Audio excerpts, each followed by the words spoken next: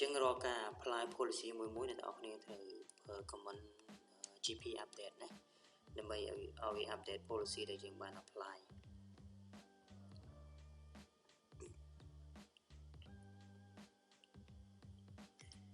ចឹងនៅពេលដែលយើង apply រួចរាល់ហើយសម្រាប់តែ IT ទេបន្តទៅទៀតអ្នកនរគ្នាចូលមកកាន់ Windows 10 នេះដែលយើង log ចូលតាមរយៈ IT user នេះឥឡូវខ្ញុំចូលមកកាន់វា IT1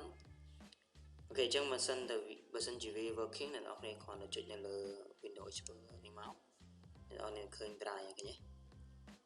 ចឹងសម្រាប់ group policy វាដើរហើយអញ្ចឹងអ្នកនរគ្នាឃើញ drive share ចេញពី server របស់យើងសម្រាប់ IT នេះអញ្ចឹងបើសិនអ្នកនរគ្នាចូលមកកាន់ HR គឺអត់ឃើញទេ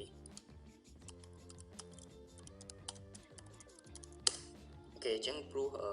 group policy ហ្នឹងគឺយើងបង្កើតសម្រាប់តែ IT ទេអញ្ចឹងអត់មាន HR ទេខ្ញុំចូលហើយតមកទៀតចូលមកមើលវាអញ្ចឹងអ្នកនរគ្នាឃើញមានតែ drive C មួយទេ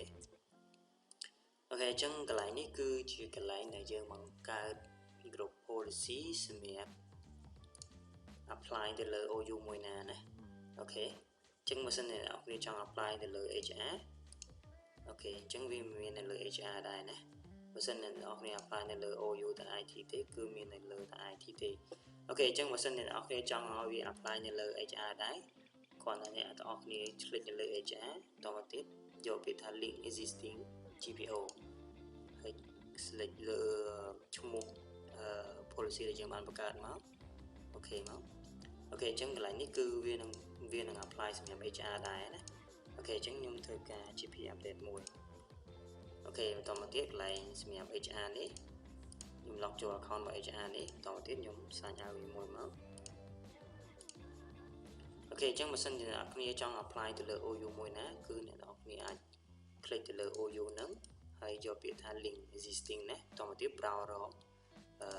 group policy ដែលយើងបានបង្កើតដូចខ្ញុំអញ្ចឹងខ្ញុំបានបង្កើត group policy មួយដែលមានឈ្មោះថា map network drive អញ្ចឹងបើសិនអ្នកនរគ្នាមាន OU ច្រើនអ្នកនរគ្នាគ្រាន់តែ click លើ OU ហ្នឹងមកហើយ click យកពាក្យថា right click លើវាយកពាក្យថា link ណាអញ្ចឹង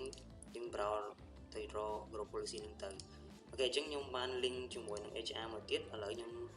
log in ចូល HR មុនហ្នឹងយើងបាន link វាណាយើងបាន apply group policy នេះសម្រាប់ HR ទេឥឡូវខ្ញុំបាន apply សម្រាប់ HR មួយទៀតជាមួយឥឡូវសួរយើង log in ចូលមើលតើវាមានអត់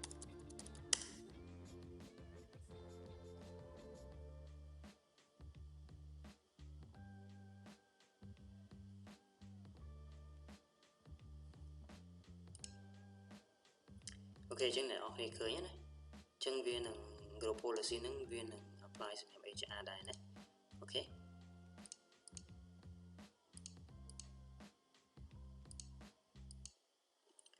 អញ្ចឹងអ្នកនរគ្នាឃើញហើយអញ្ចឹង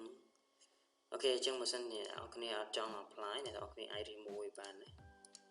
right click យើងយកពាក្យថា unlink link enable នេះដោះវាចេញក៏បានឬមួយក៏យើង delete វាក៏បានដែរណា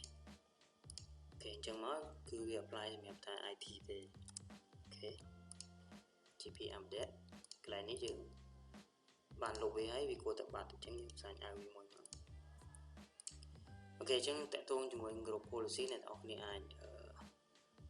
ធ្វើវាទៅតាមតម្រូវការរបស់អ្នកនរគ្នាចង់បានណាឥឡូវខ្ញុំ log ម្ដងទៀត